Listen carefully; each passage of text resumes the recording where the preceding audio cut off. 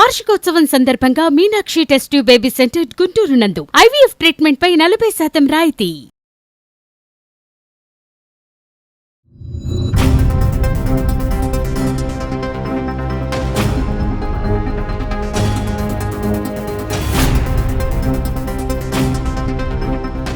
నమస్తే, welcome to Suman TV. Present మనతో పాటు ఉన్నారు సీనియర్ ఐపీఎస్ ఆఫీసర్ రెడ్డి అన్న గారు. నమస్తే సార్. నమస్కారం అండి. సార్, గత ఏడాదిలో జరిగినటువంటి జైపూర్ ఇన్సిడెంట్ 9 years పాప కారిడార్లోంచి పైనుంచి దూకి చనిపోయింది. ఇప్పుడు పేరెంట్స్కి సీసీటీవీ ఫుటేజ్ దొరకడంతో వాళ్ళు కేసు పెట్టడం జరిగింది. మళ్ళీ ఆల్రెడీ మీకు ఆ వీడియోకి నేను పంపించాను, మీరు చూసే ఉంటారు. అంటే అందులో అంత ఆడియో ఏమీ లేదు, జస్ట్ మనకు వీడియోనే చూస్తున్నాము. ఆడియోలో ఏం చెప్పింది, పాప సంథింగ్ ఏదో ఫీల్ అవుతుంది, అక్కడ ఉన్నటువంటి క్లాస్ రూమ్లో ఉన్నటువంటి అబ్బాయిలు ఏదో చూడడం, ఆ డిజిటల్ స్క్రీన్ ఏదైతే ఉంటుందో ఏదో చూస్తున్నట్టు ఈ అమ్మాయి వెళ్ళి టీచర్ దగ్గరికి వెళ్ళి టీచర్ని అడగడము, టీచర్ వినకపోవడం, వెళ్ళి కూర్చో అనడము, మళ్ళీ వచ్చి పాప కూర్చోవడము, అటు ఇటు తిరగడం చూసాం. చూసాం మళ్ళీ బయటకు రావడం, కారిడార్ నుంచి దూకి చనిపోవడం జరిగి 1 year అవుతుంది. ఇప్పుడు సీసీ ఫుటేజ్ పేరెంట్స్ అడుగుతున్నారు సార్ ఒక్కసారి. అమేరా తల్లి ఈ అమ్మాయి చనిపోయిన తర్వాత ఈ అమ్మాయి మామూలుగా ఏదో మనసు బాగలేక ఏదో కాలు జారి ఉన్నట్టుండి పడిపోయి చనిపోయిందేమో అనుకున్నారు. సో ఆ అమ్మాయి దహన సంస్కారాలన్నీ అయిపోయాయి. కానీ వాళ్ళ తల్లిదండ్రులకి ఈ ఇన్సిడెంట్ కలిసి వేస్తానే ఉంది. సో వాళ్ళు ఏం చేశారు, నెమ్మదిగా ఇన్వెస్టిగేషన్ మా అమ్మాయి అమేరా ఎలా చనిపోయింది అని వెంటనే చూస్తూ ఉన్నారు. దాంట్లో నెమ్మదిగా స్కూల్లో ఉండేటువంటి కెమెరాస్ అన్నిటిని కూడా మొత్తం క్షుణ్ణంగా పరిశీలిస్తే ఈ అమేరా అమ్మాయి 9 years గర్ల్ ఆ రోజు క్లాస్లో ఈ డిజిటల్ స్లేట్స్, ఈ పిల్లలు తన వైపు చూసి ఆ డిజిటల్ స్లేట్లో ఈ అమ్మాయిని టార్గెట్ చేస్తే ఈ అమ్మాయి బాధపడుతూ టీచర్కి పోయి చెప్పేదానికి ప్రయత్నం చేస్తుంది. అప్పుడు చాలామంది పిల్లలు వేరే మామూలుగా స్కూళ్ళల్లో జరిగేది, నువ్వు కూర్చోపో అని చెప్పింది ఆమె వెళ్ళి కూర్చుని మదన పడుతుంది ఆ అమ్మాయి. అయినా కూడా మొదటి బెంచ్లో ఈ అమ్మాయి 4వ బెంచ్లోనేమో కూర్చొని ఉంది. మొదటి బెంచ్లో ఉన్న ఒక వ్యక్తి ఈమె వైపు ఈ అమ్మాయి వైపు అమేరా వైపు చూసి చెయ్యి ఏదో చూపిస్తున్నాడు. సో ఈ అమ్మాయి తిరిగి టీచర్ దగ్గర పోయి మొక్కి ఎక్స్ప్లెయిన్ చేస్తూ ఉంది. బాడీ లాంగ్వేజ్ తెలుస్తుంది. బాడీ దాంట్లో ఏమంటే ఏదో ఎక్స్ప్లెయిన్ చేస్తూ ఉంది.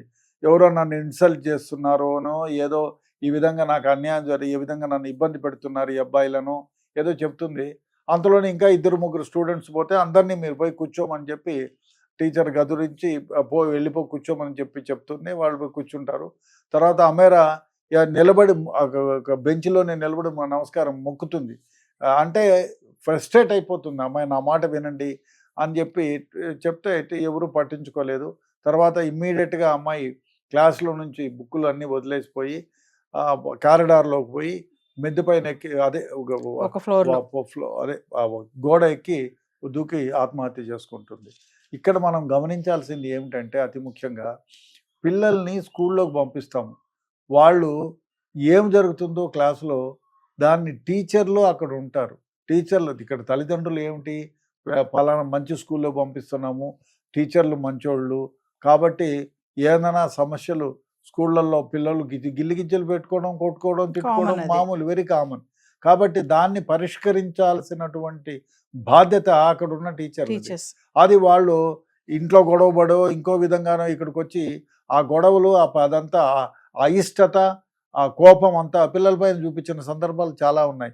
ఇంట్లో గొడవ పడొచ్చి లేదా ఎక్కడో కొట్టి ఇంట్లో పిల్లల్ని ఇక్కడ స్కూళ్ళకి వచ్చి పిల్లల పైన కక్ష కోపం అంతా చూపించి చాలా కొట్టి తిట్టిన సందర్భాలు ఉన్నాయి. అదే విధంగా ఇక్కడ అమేరా ఎంత చెప్పినా వినలేదు, ప్రాధేయపడినా వినలేదు. ఆ టీచర్ చేయాల్సింది ఏమంటే, ఒకవేళ ఆ అమ్మాయి చెప్పుకోలేనిది ఏమైనా ఉంటే వీళ్ళందరినీ వచ్చి క్లాస్ బయటకో లేకపోతే ఎక్కడన్నా పిలిచి ఏం జరిగింది చెప్పు అని ఆ అమ్మాయి చెప్పి ఉంటే, అడిగి ఓదార్చి ఉంటే డెఫినెట్గా ఈ అమ్మాయి చనిపోయేటంతటి స్థితికి వచ్చేది కాదు, ఆ ఇన్సిడెంట్ తీసుకునేది కాదు.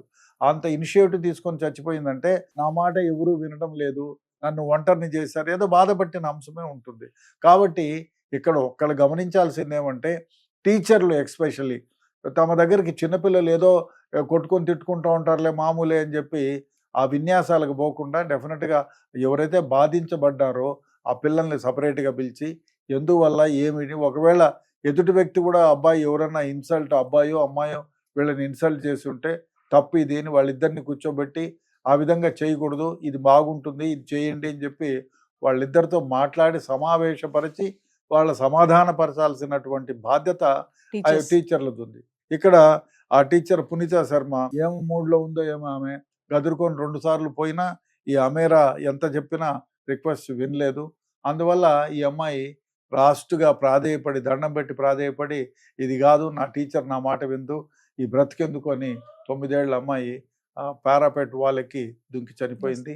బహుశా దీన్ని మనమంతా కూడా గమనించాలి. మన పిల్లలు స్కూల్కి వెళ్తూ ఉంటారు, వాళ్ళకి మనం చెప్పాలి, స్కూల్లో ఏమైనా గొడవ జరిగితే మీ టీచర్కి చెప్పు, అది కాకపోతే ఇంటికి రా నాతో చెప్పు, ఏదైనా ఉంటే నేను సమస్యను పరిష్కరిస్తాను, నేను వస్తాను. చిన్నపిల్లలు మామూలుగా కొట్లాడుకుంటారు, వ్యాన్లో పోయేటప్పుడు కూడా మా అమ్మాయి కూడా అంటూ ఉంటుంది, వాడు ఇట్లా అన్నాడు, ఈడు ఎట్లా నా పేరు రాసినాడు, కోతి బొమ్మ వేసాడు, ఇవన్నీ మామూలుగా చెప్తా ఉంటే నేనున్నాను, డోంట్ వరీ, నేను వాడి సంగతి తెలుస్తాను, వాళ్ళ అమ్మ నాయనకి చెప్తాను, ప్రిన్సిపాల్కి చెప్పి ఏదో అప్పటికి సమాధానపరిచి చెప్పాలి. పిల్లలు అన్న తర్వాత ఇవన్నీ కామనే. కాకపోతే పిల్లల్ని సమాధానపరచాల్సింది తల్లిదండ్రులు, ఆ తర్వాత స్కూల్లో టీచర్సు. సరి అయిన వ్యవహారంలో పిల్లలు ఏమన్నా చెప్తే టీచర్ విని దాన్ని పరిష్కరించాలా, వాళ్ళని సమాధానపరచాలా.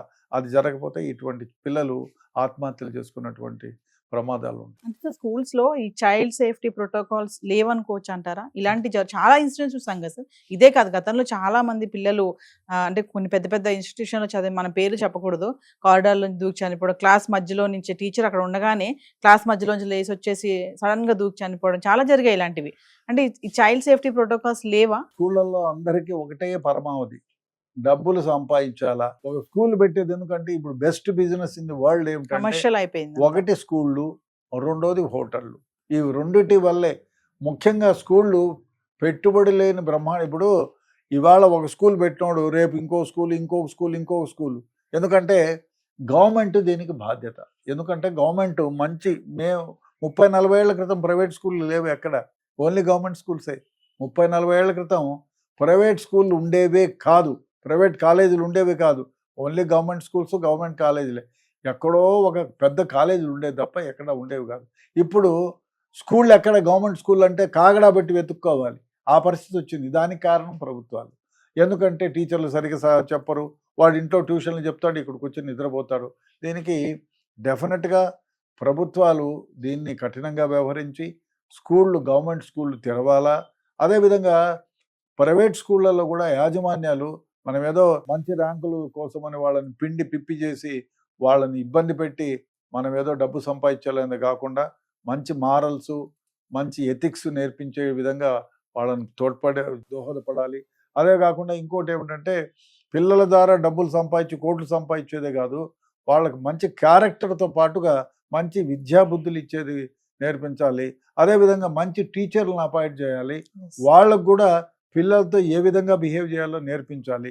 ఏదో నువ్వు వాడి 10,000 ఇచ్చి నువ్వు రిక్రూట్ చేసుకుని 8th క్లాస్కి చెప్పు, నువ్వు 3rd క్లాస్కి చెప్పు అని చెప్పి పంపించేది. ఏదో 10,000 12,000కి. ఎడ్యుకేషన్లో బిఏడో డిగ్రీనో ఏదో చేసి పిల్లలతో ఏ విధంగా బిహేవ్ చేసేది ఒక థెరపీ లాంటి క్లాసెస్ ఉండి నేర్చుకున్న వాళ్ళని అపాయింట్ చేస్తే ఇటువంటి సంఘటనలు జరగకుండా మనం నిరోధించవచ్చు. లేకపోతే ఇట్లాంటి ప్రతిరోజు జరుగుతూనే ఉంటాయి. Thank you.